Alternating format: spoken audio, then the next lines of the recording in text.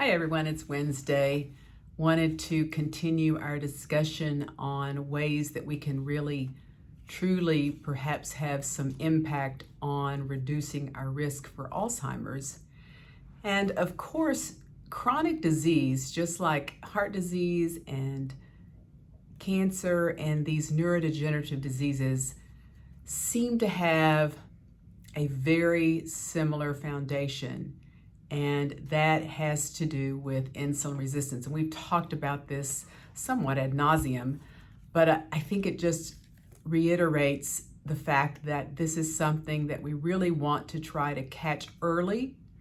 It's not something that we want to let smolder for years and years, because as it does that, if you're waiting to make a diagnosis specifically of diabetes, type 2 diabetes, and it's not that one day you're fine, the next day you have diabetes. There is this continuum, and it's really trying to kick back way before any real true symptoms or a full-on diagnosis of type 2 diabetes is made. We want to, because underlying all that, there is damage that is happening and things that are taking place. And so today I wanted to talk a little bit about sleep and the importance of sleep, and the fact that we do have an instrument that has been shown to have significant reduction in Alzheimer's disease. So sleep, as you know, that what happens really in deep sleep is that these areas in the brain open up to drain a lot of waste and toxic materials. We have a lymphatic system peripherally, but in the brain, it's called the glymphatic system.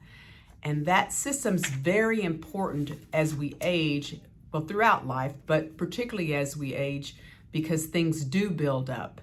And we need to be able to open up these chains, if you will, these channels, so that we can remove things. And this is what happens particularly in deep sleep. And as we age, we tend to have lighter and lighter sleep. We have less REM sleep and certainly less deep sleep. And I remember when I got my Aura ring, one of the things that I did notice was there was just this real imbalance between REM sleep and deep sleep. And I wanted to try to work on that. And that's why having data and having feedback and having a way to monitor this can be so helpful.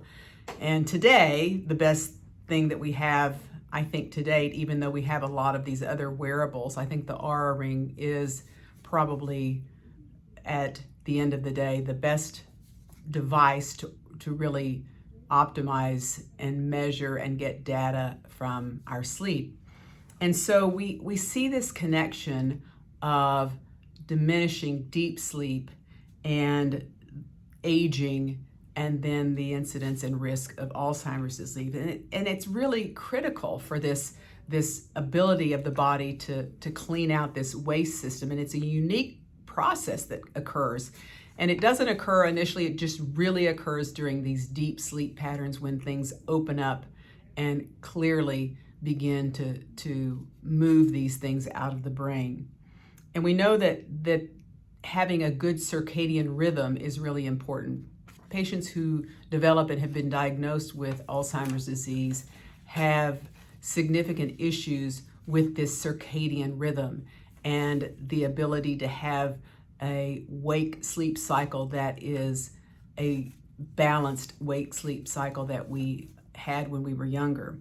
And so it's really important to know that the importance of this, and to address it, and to be able to set up a much better sleeping, waking pattern for patients with Alzheimer's. It's not really fully understood, but this research suggests that controlling these rhythms can actually help control the inflammatory aspect of Alzheimer's disease.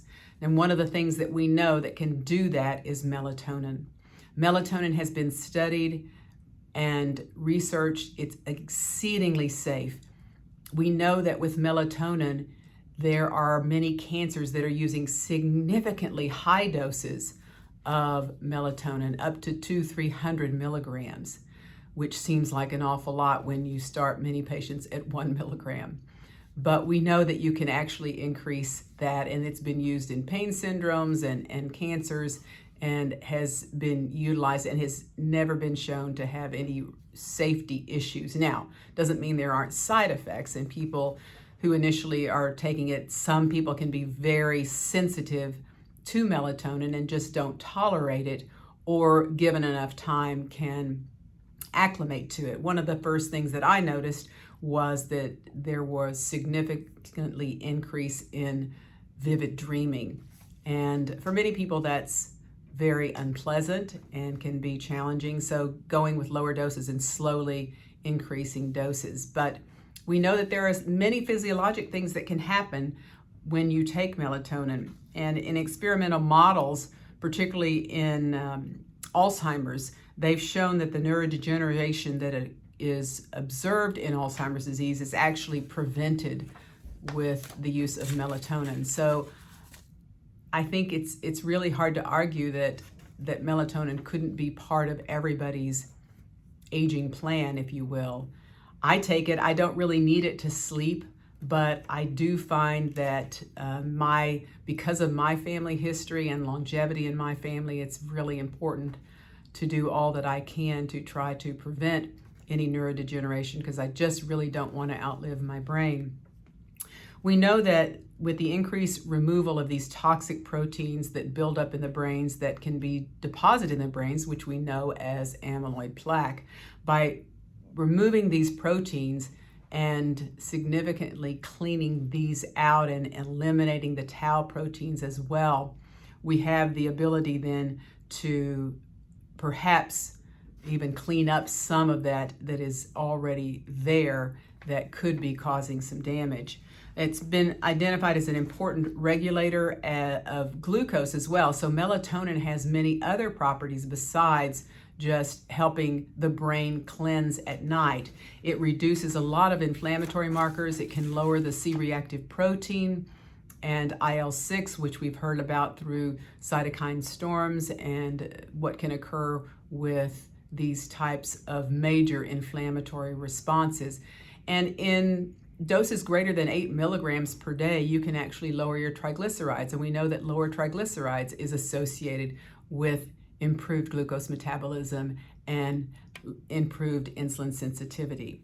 So I think that it's something that can be utilized for all people and perhaps have a real role in prevention. And that's what we are all about. We're all about prevention. We want to impact our health early before things really begin to happen.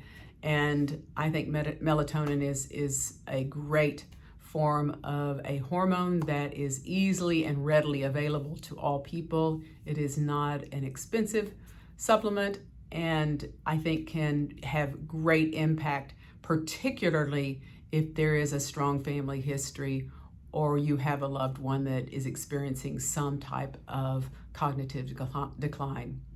So we will continue with this. As you know, I went to my hormone update meeting and this was a big part of it. I'm also very happy and anxious to share with you some of the information that I learned over this past weekend. I flew in and out of London very quickly to go to a medical meeting that has been postponed for the last year and a half. And there were experts in an area of peptide therapy known as bioregulators. These are generally glandular type peptides, 1, 2, 3, 4 maximum amino acids. And so very small and can have some great impact on overall health, wellness, and longevity. And I look forward to sharing that with you in the future as well. But for right now, we're going to kind of stick with this game plan of ways that we can and look at reducing and preventing Alzheimer's disease. You all have a great week. We'll talk again next week.